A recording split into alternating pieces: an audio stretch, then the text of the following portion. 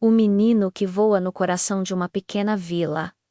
Aninhada como um ninho de pássaro entre montanhas imponentes e um vale verdejante, vivia um menino chamado Ícaro, enquanto seus amigos ecoavam risadas pelos campos, jogando futebol com bolas de meia ou pescando piabas no rio de águas cristalinas. Ícaro tinha um único e silencioso companheiro: o céu. Seu mundo não era feito de chão batido, mas de nuvens efêmeras e do balé das aves. Ele passava horas deitado no telhado de sua casa, observando os falcões que desenhavam círculos perfeitos no azul infinito e os andorinhões que, com seus gritos agudos, cortavam o vento como flechas, enquanto os outros meninos colecionavam figurinhas e pedras lisas. Ícaro colecionava penas caídas, cada uma promessa, um fragmento de liberdade. No sótão empoeirado de sua casa, um reino de segredos e poeira dourada pelo sol da tarde. Ícaro era um inventor, um alquimista de sonhos. Aquele espaço era seu santuário, repleto de quinquilharias antigas, molas de relógios quebrados, tecidos de vestidos esquecidos, fios de cobre e madeiras tortas. Ali, ele construía suas engenhocas maravilhosas, asas de bambu e sacos de estopa, pipas gigantes que se tornavam planadores improvisados e até um par de asas feitas de folhas de bananeira secas. Os voos eram curtos, terminando sempre em aterrissagens desastradas no monte de feno atrás do celeiro. Os adultos da vila balançavam a cabeça com uma mistura de pena e reprovação. Cabeça nas nuvens, diziam uns, vai se machucar feio, alertavam outros. Os amigos, embora carinhosos, não compreendiam. Vem jogar bola, Ícaro, o céu não te leva a lugar nenhum. Mas para Ícaro, o céu era o único lugar que importava. O apelido menino voador, que nascera como uma zombaria, ele carregava como um título de nobreza. O ponto de virada surgiu em um dia de tempestade, quando um velho baú de couro, esquecido no canto mais escuro do sótão, se abriu com um ruído surdo, de dentro envolto em um cheiro de tempo e mofo.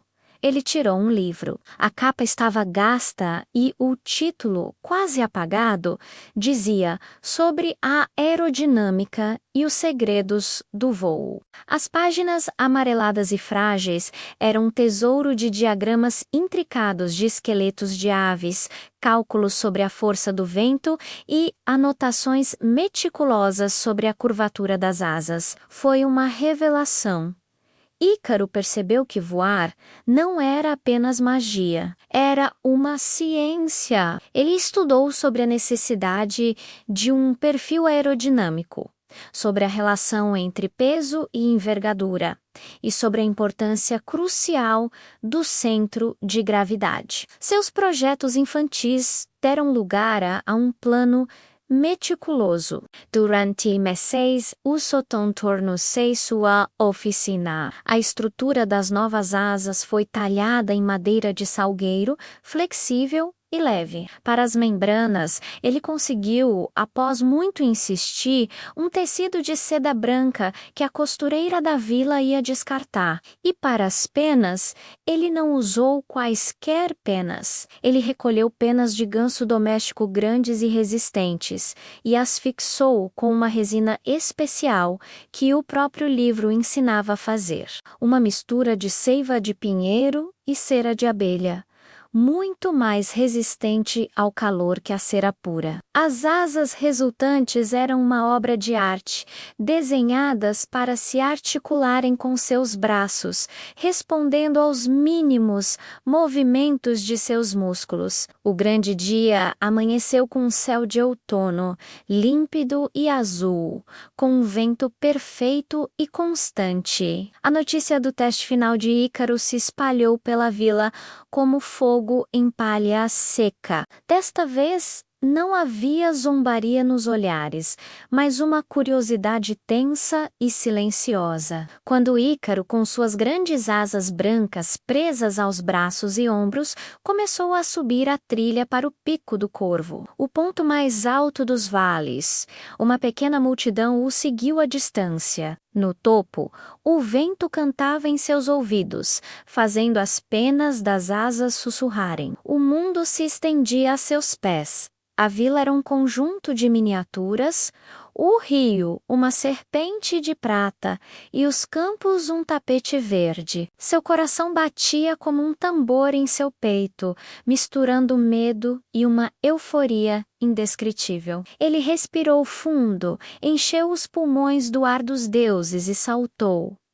Não foi uma queda, foi uma ascensão. As asas capturaram o vento com um rush triunfante. Pela primeira vez, a gravidade não era seu senhor.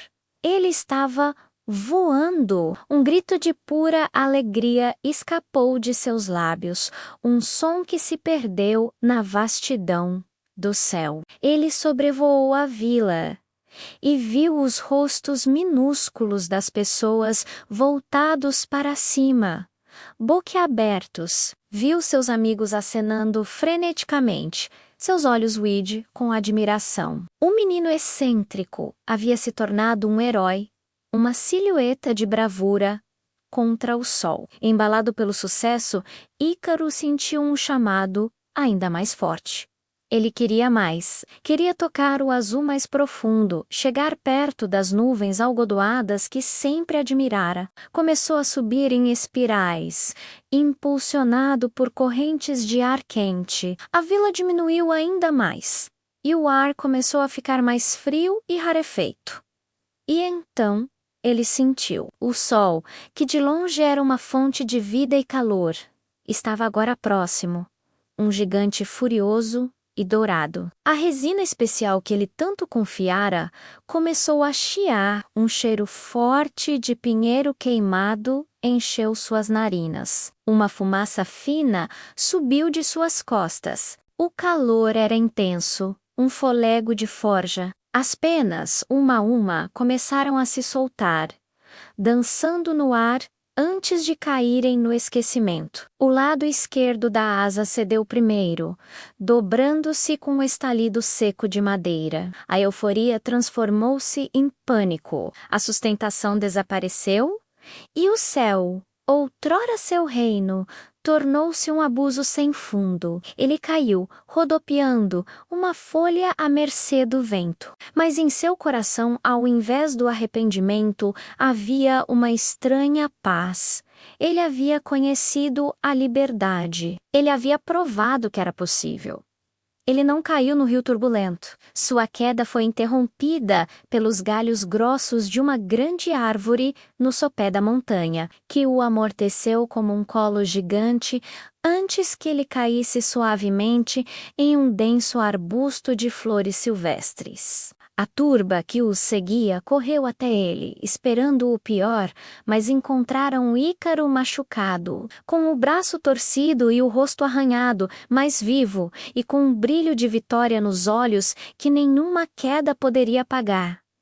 Ícaro não morreu naquele dia. Sua queda tornou-se parte de sua lenda, mas uma lenda com um final diferente. Ele se recuperou e, longe de abandonar seus sonhos, tornou-se um mestre. Usando o conhecimento do livro e a sabedoria duramente conquistada, ele ensinou os outros da vila a construir planadores seguros e pipas científicas. A vila, outrora cética, tornou-se um celeiro de inventores e sonhadores. As crianças não colecionavam mais apenas penas, mas também aprendiam sobre vento e equilíbrio. A história de Ícaro, o menino que voou alto demais e viveu para contar a história, ecoou pelos vales. Ela não era mais apenas um conto sobre os perigos da ambição, mas uma lição sobre resiliência,